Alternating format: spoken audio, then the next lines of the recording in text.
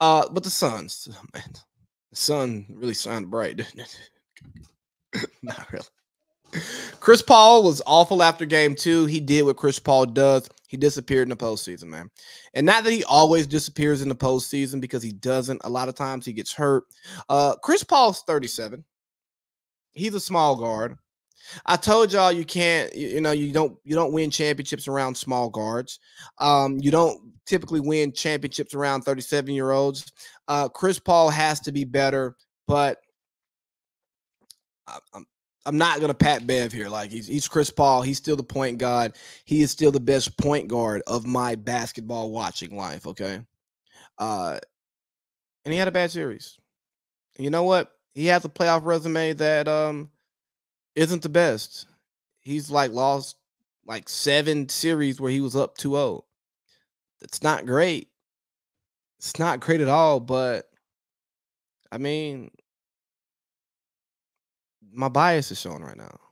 Devin Booker is who we thought he was. Pre-Chris Paul. Back when we said good stats, bad team. Back when we said, Book might need to get out of there. You can't build around Book. He couldn't get a shot. He was very inefficient. I mean, that's who Devin Booker's been. And when Chris Paul's game wasn't elevated to the level that it needed to be, Devin Booker couldn't step in. So when y'all were saying, how is Devin Booker the best player on a 1 seed and he's not in the MVP conversation? Because he's not an MVP. He's not the best player in the league. He's not the most valuable player in the league. He's not a top 5 guy. Does he make first team All-NBA this year? Maybe. But he's not that.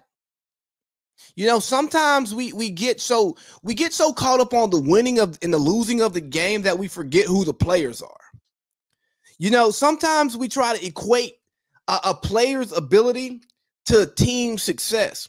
And sometimes that player is just a really good player at what they do, and they have a really good front office who puts a team around them to do the things that makes that player play to the level to elevate his play, right? And not so much that they elevate their play, is that he was scoring 20, 23 a game on a losing team. Now they have better players. He's scoring 25 a game on a winning team. And we go, oh, he's playing winning basketball now. No, he's not. He's doing the same shit he was doing before. Just the other people around him are doing more. That's crazy, right? It's crazy to think that, a guy who's a scorer keeps scoring the same amount of points with bad teammates and they lose. He gets good teammates. He scores the same amount of points, they win. And you go, oh, yeah, he's a winning player. He did. No, he didn't. Stupid. Idiot. But you get paid millions of dollars to talk about that. DeAndre Ayton. Woo, buddy. Suns got to be kicking themselves in the ass right now. DeAndre Ayton was practically not playable in Game 7, and he got drafted first overall in the same draft in which Luka Doncic went 5th. You might have should have drafted Luka. Luka and Book. Them boys would cook.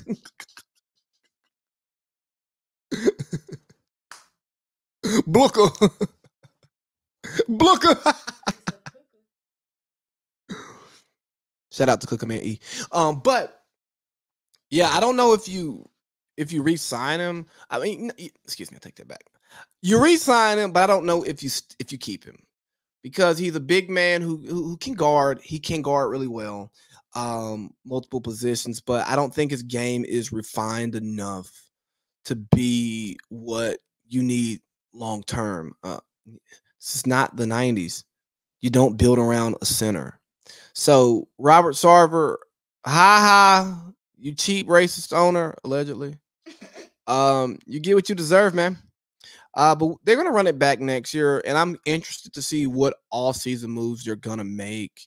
But if y'all really thought I was about to come in here and eat this Luka Crow, how crazy is hell? Town is hell.